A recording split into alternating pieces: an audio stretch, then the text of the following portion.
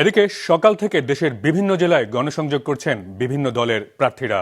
12 ফেব্রুয়ারি জাতির বাঁক পরিবর্তনের দিন শেরপুরে জনসভায় বলছেন জামায়াতের আমির। আর ঠাকুরগাঁয়ে পথসভায় বিএনপি মহাসচিব বলেছেন নির্বাচন কেউ ঠেকাতে পারবে না। দুপুরে জামালপুর শহরের সিংহজানি বহুমুখী উচ্চ বিদ্যালয় মাঠে নির্বাচনী জনসভায় প্রধান অতিথি হিসেবে অংশ নেন জামায়াতে ইসলামের আমির ডাক্তার শফিকুর রহমান।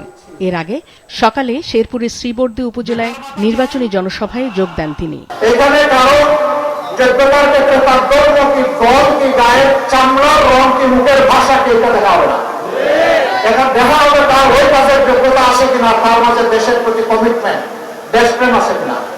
এদিকে ঠাকুরগাঁও সদর উপজেলার মোহাম্মদপুর ইউনিয়নের কাজীপাড়া এলাকায় পথসভা করেন বিএনপি মহাসচিব মির্জা ফখরুল ইসলাম আলমগীর।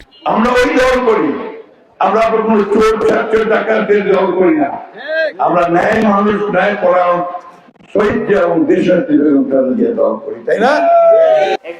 সিরাজগঞ্জের শাহজাদপুরে 11 দলীয় জোট প্রার্থী ও গণভোটে হ্যাঁ ভোটের পক্ষে প্রচারে প্রধান অতিথি হিসেবে যোগ দেন এনসিপির মুখপাত্র ও নির্বাচন পরিচালনা কমিটির চেয়ারম্যান আসিফ মাহমুদ সজীব ভুইয়া।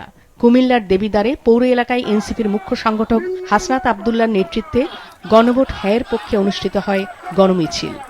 আগ্রাসনকারীরা কিভাবে সীমান্তে ফেলানিকে গুলি করে কারাগারে ঝুলিয়ে রেখেছিল আপনারা দেখেছেন, কিন্তু একটি বড় দল তারা নির্বাচিত হলে এই আগ্রাসনবাদের বিরুদ্ধে কি করবে একটি কথাও এখন পর্যন্ত বলে নাই।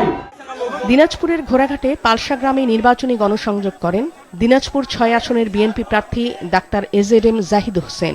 এ সময় তিনি ভোটারদের সাথে কুশল বিনিময় করেন। যে নির্বাচন কমিশনের স্থানীয় কর্মকর্তারা কতটুকু দায়িত্বশীল আচরণ করছেন, কতটুকু নিরপেক্ষভাবে তাদের দায়িত্ব পালন করছেন, আমরা আশাবাদী তারা নিরপেক্ষভাবে দায়িত্ব পালন করবেন, কারণ ভোটাররা কিন্তু এবার সচেতন।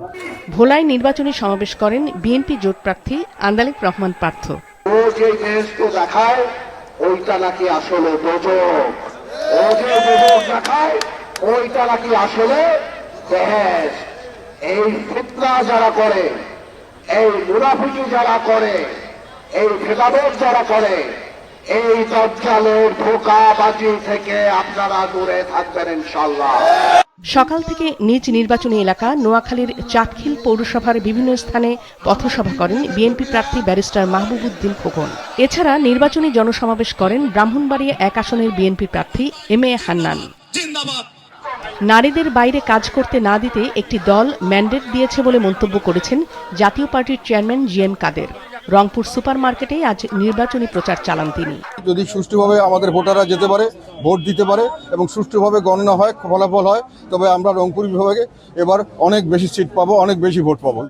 নড়াইল, পটুয়াখালী, শরীয়তপুর, গাজীপুর, ফেনী, দিনাজপুর, চাঁপাইনবাবগঞ্জ ও ফেনী সহ বিভিন্ন জেলায় লিফলেট বিতরণ, পথসভা, গণসংযোগে ব্যস্ত সময় পার করেন বিভিন্ন দলের প্রার্থীরা।